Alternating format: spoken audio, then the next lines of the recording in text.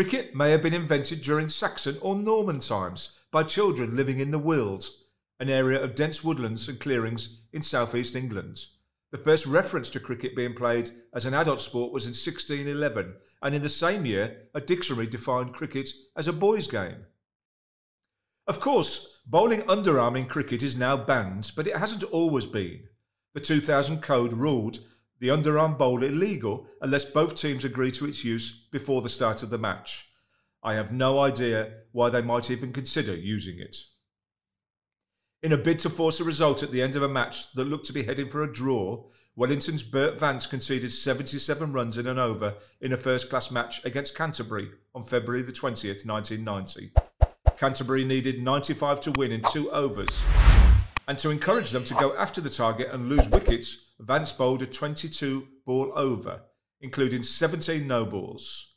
Interestingly, only 5 legitimate deliveries were bowled as umpires lost track of the proceedings.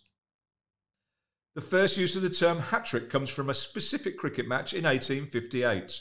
Bowler H. Stevenson, playing for an All-England squad versus a team from Hallam in South Yorkshire, took 3 consecutive wickets at the Hyde Park Cricket Ground in Sheffield, meaning he hit the 3 wooden stakes behind the batter 3 consecutive times. A collection was held because of his outstanding feat, and he was presented with a hat that was bought with the proceeds. Australia beat England by 45 runs in the first test and also in the century edition of Test cricket between them.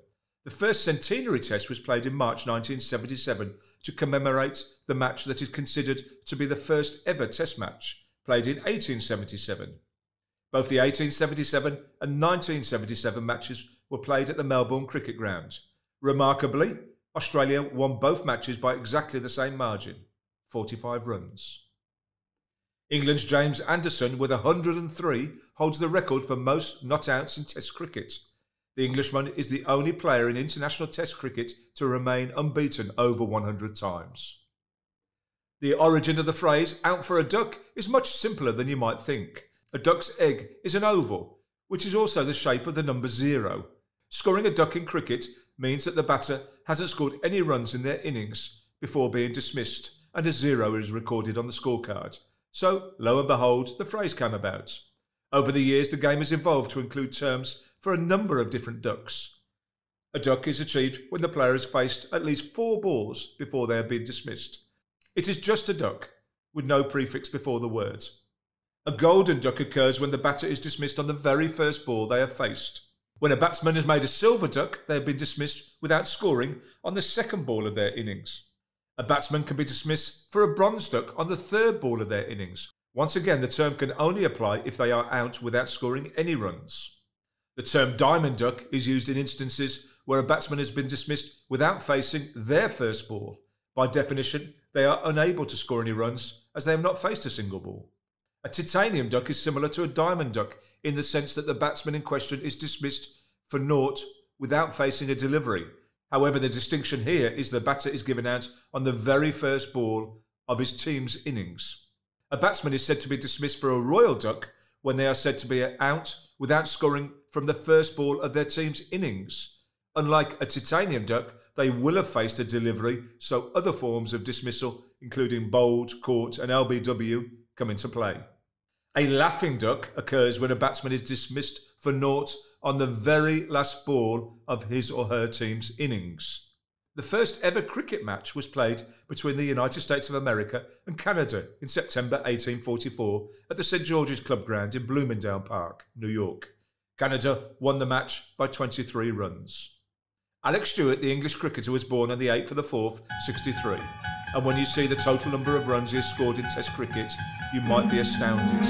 It's exactly 8,463. Exactly as his date of birth.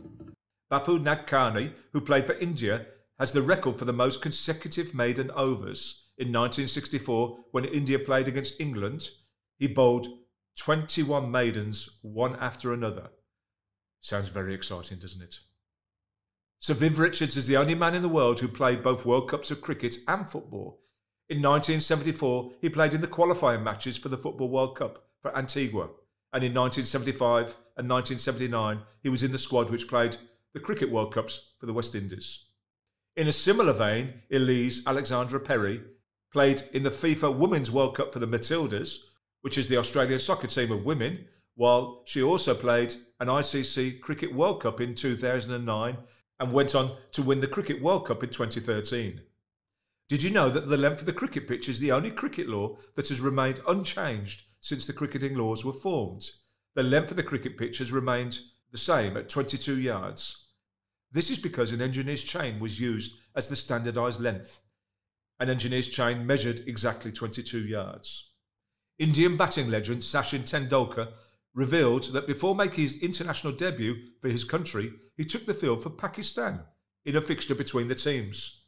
It is a well-documented fact that Tendulkar made his official international debut against arch-rivals Pakistan in 1989 in Karachi, but very few people are aware of the fact that he got his first taste of international cricket when he fielded for Pakistan in a match against India at Brabourne Stadium, Mumbai.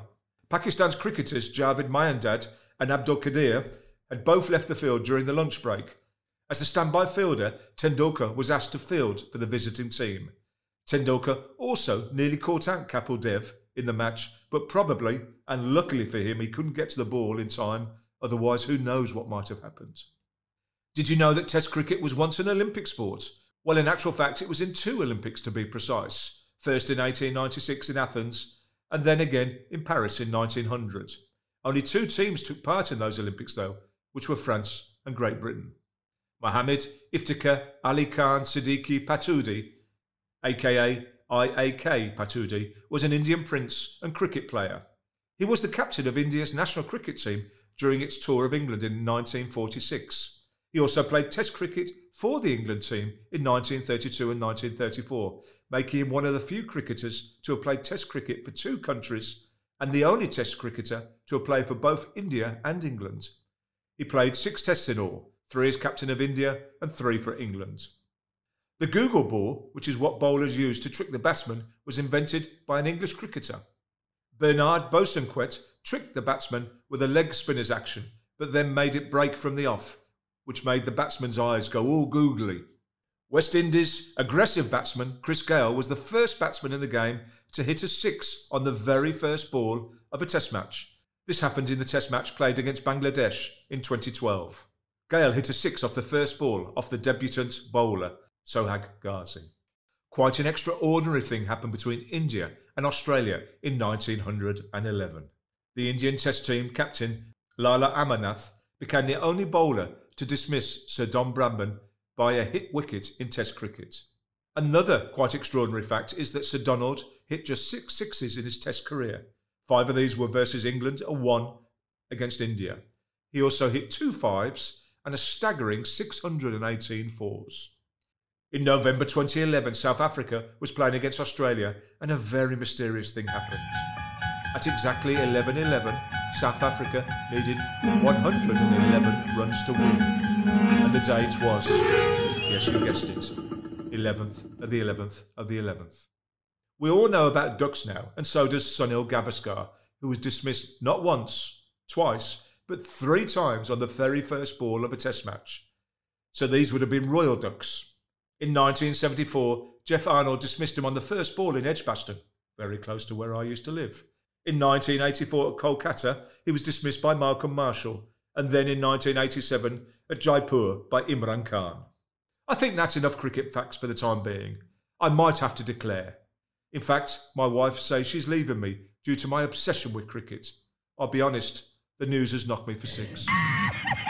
Thanks for watching. I really appreciate the thumbs up, and you cannot imagine how important subscriptions are to my channel, so please smash both of those buttons. Let me know of any other interesting cricket facts, or indeed any sports related facts. If I need correcting, as ever, do so in the comments below. Please check out my other films, all related to sport, and make sure you tune in to my monthly live stream all about upcoming sports events. I will let the umpire decide on what I should do now. I'm out.